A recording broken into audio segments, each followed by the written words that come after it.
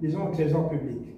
Et quand on voit même les chiffres, hein, le directeur, nous étions même avec le nouvel ambassadeur du Gabon au Cameroun, le directeur général de la Poste nous faisait voir un peu leurs exploits. Donc ils allaient au-delà même d'Airtel ici au Gabon et Move, parce qu'aujourd'hui, quand même, c'est des compagnies qui font des exploits en matière, bien sûr, de revenus.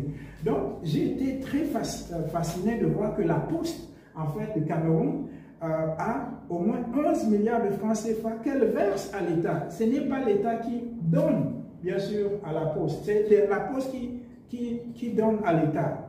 Donc, quand on voit bien le ratio, ça va faire plus de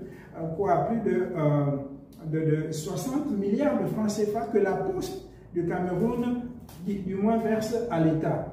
Et avec le contrat que nous avons signé, le protocole que nous avons signé, et les services à valeur ajoutée qui se viendront après ça, j'en suis convaincu que la Poste du Cameroun versera avec le temps plus de 100 milliards de francs CFA dans les trésors, dans la tirelire de l'État. Et le modèle d'affaires, le modèle économique que nous voulons apporter, disons, à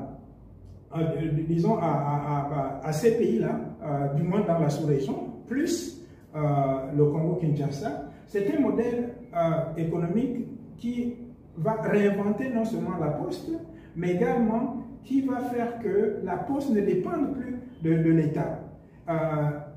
Il y a d'abord les services financiers, mais il y a aussi la marketplace du type Amazon. Nous avons déjà cette plateforme, que ça soit sur le plan des applications web ou bien des applications mobiles, nous avons toutes ces plateformes déjà prêtes.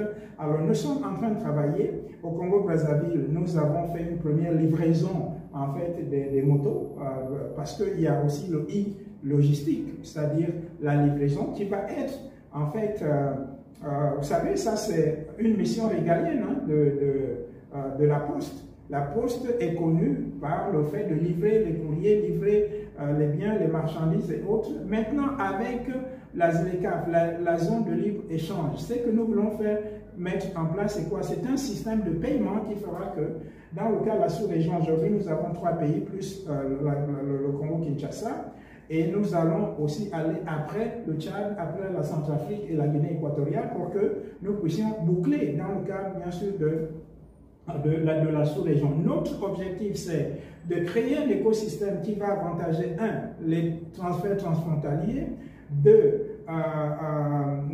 disons, l'interopérabilité, parce qu'aujourd'hui, les gens peuvent payer à travers les téléphones, à travers les codes, à travers également les ordinateurs. Donc, le système de paiement ne doit pas seulement être limité à une carte bancaire, mais ou bien juste à une compagnie de mobile money. Il faudrait que, quand je vais quelque part, j'ai plusieurs modes de paiement qui arrivent à être inclus dans un seul système et à partir de là, nous avons le choix. Par exemple, vous pouvez aller à Secado et vous avez oublié votre porte-monnaie, vous n'avez pas de cash, mais rien qu'avec votre empreinte, faire le paiement.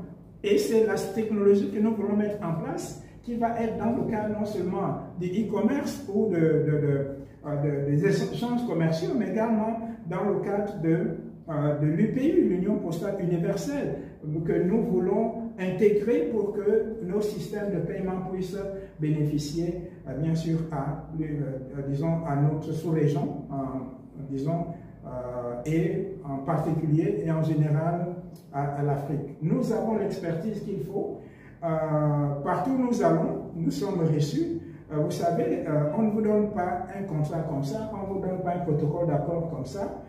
C'est beaucoup de négociations. Il faut prouver que vous êtes capable. Il faut également justifier que l'offre que vous faites est aussi justifiable, hein, comme si je me répète, mais aussi c'est une valeur ajoutée à ce que les gens ont.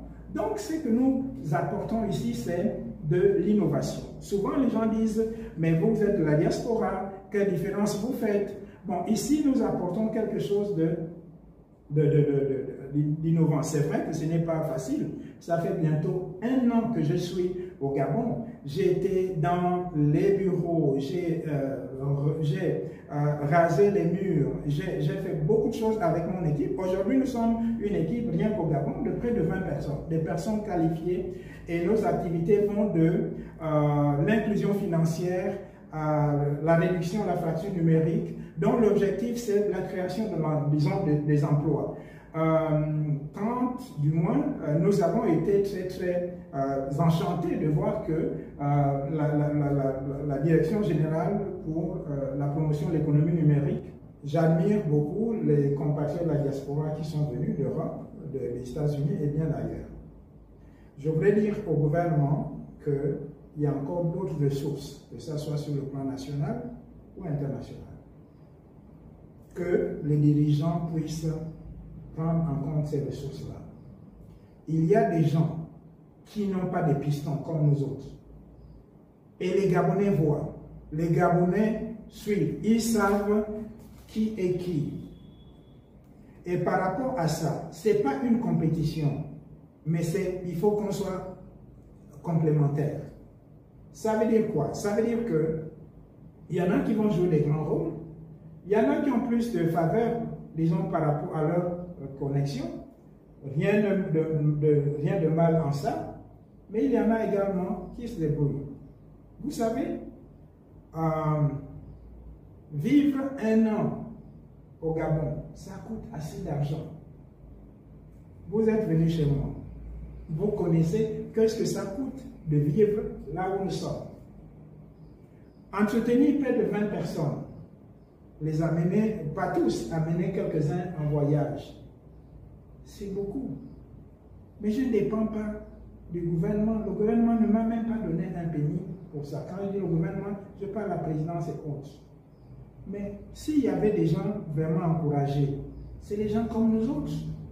Je n'ai pas assisté au dialogue national. Je n'ai pas eu de perdiens. Je n'ai pas assisté, disons, au référendum. Donc, je vis à partir de moi-même et à partir, bien sûr, de ma base, qui est les États-Unis. Et j'essaie de faire, je suis un employeur, rien que dans ma maison ici. J'emploie une ménagère depuis que je suis là, qui a 6 enfants. Donc, je suis un employeur. Mais indépendamment de ça, les emplois que je peux aussi créer. Mais j'ai besoin quand même d'être encouragé. Et c'est ce que je ne vois pas. Et c'est pourquoi je lance un mot au président de la République. Parce que c'est ce qui nous frustre parfois.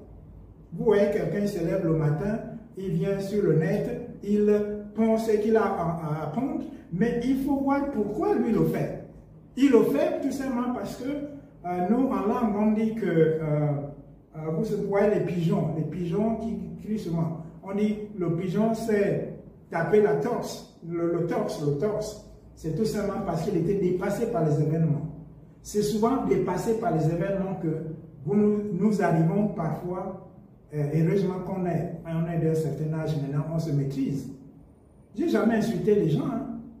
Même quand j'étais en plein. Il y a beaucoup d'activistes là qui sont le produit, en fait, de nous autres qui sommes les précurseurs avant que vous ayez les Trocadéro ou bien les lives aujourd'hui. C'est nous qui avons commencé par l'activisme. Et nous avons suscité les vocations. Mais c'est souvent désolant de voir qu'il y a du favoritisme dans ce pays. Donc, par rapport à ça, mon dernier mot, c'est quoi? Nous avons la possibilité de nous entendre, nous coaliser et de construire le Gabon. Même la personne, vous êtes des journalistes, vous êtes 2 chaînes qui sont venues ici. Vous êtes aussi important que la télévision nationale. Vous êtes aussi important que CNN ou bien France 24. Pourquoi? Parce que vous éduquez, parce que vous informez. Nous sommes tous importants pour ce pays. Si vous avez la chance d'être ministre, d'être président ou de travailler à côté du président, ne blâmez pas les autres. Bongo disait que le Gabon c'est un pays, disons, une maison de verre. Ce qui se dit à la présidence, on écoute ça, on entend, on sait qui nous torpille, on sait, disons, les coupeurs de route, bien sûr, des autres. Le Gabon est pour nous tous. Donner à tout le monde la chance, bien sûr, et puis, il n'y a pas d'ennemis. Que ce soit ceux qui sont aujourd'hui dans la diaspora, qui insultent ou qui font ce qu'ils font. Non. On n'a pas besoin d'être contre eux. On a besoin de développer des mécanismes pour tendre la main. Parce que ce sont les fils du pays. Moi, ce que j'aime avec les États-Unis, c'est quoi? Même si quelqu'un tue avec le fusil, la première chose qu'on fait, c'est quoi? C'est pas de le condamner. On l'attrape, on l'examine, on met des spécialistes pour voir ses motifs. Et à partir de là, même s'il doit avoir une sentence, c'est parfois pour l'aider ou pour aider la société. Mais ces gens de la diaspora, ils n'ont pas tué quelqu'un. Je n'encourage pas ceux qui font les injures et autres, mais c'est des frustrés. Mais pourquoi ne pas les approcher? Trouver des mécanismes. Nous autres qui venons ici, nous avons besoin d'être encouragés. Et le Gabon se construira, disons, avec nous tous. Et que les dirigeants ne se fient pas à certains qui veulent régler les comptes aux autres. Parce que nous avons des antécédents, non seulement dans la diaspora, mais aussi des antécédents avant le coup d'État. Il y avait des gens qui avaient des problèmes avec les autres. Maintenant, quand ils arrivent, disons, aux affaires, ils règlent les comptes aux autres. Et ça, ce n'est pas bien. Le Gabon ne va pas se construire comme ça. Nous avons, disons, ce Gabon, c'est un pays que Dieu aime beaucoup. Et quand Dieu voit ça, il ne va pas vous bénir. C'est pourquoi vous avez vu les gens, disons, comme la Young Team et tout, être ce qu'ils sont. Même si la malédiction tarde, elle vient toujours, surtout à ceux qui commettent des injustices envers les gens. Vous avez la tyrannie de l'État, vous avez le pouvoir. Partagez le pouvoir. Partager, ça ne veut pas dire que les gens ont besoin d'être ministres. Non, les gens ont besoin de facilité. Parce que nous tous, on a la famille. La vie, là, ce n'est pas seulement vous qui voulez vivre. Ce n'est pas vous qui avez seulement les familles. On est aussi important pour tout le, disons, pour nos proches, pour nos voisins, pour nos amis. Et donner à chacun la possibilité de s'exprimer. Sinon, vous ferez des frustrés et à partir de là, tôt ou tard, ça arrivera toujours à vous rattraper. Merci beaucoup. Merci.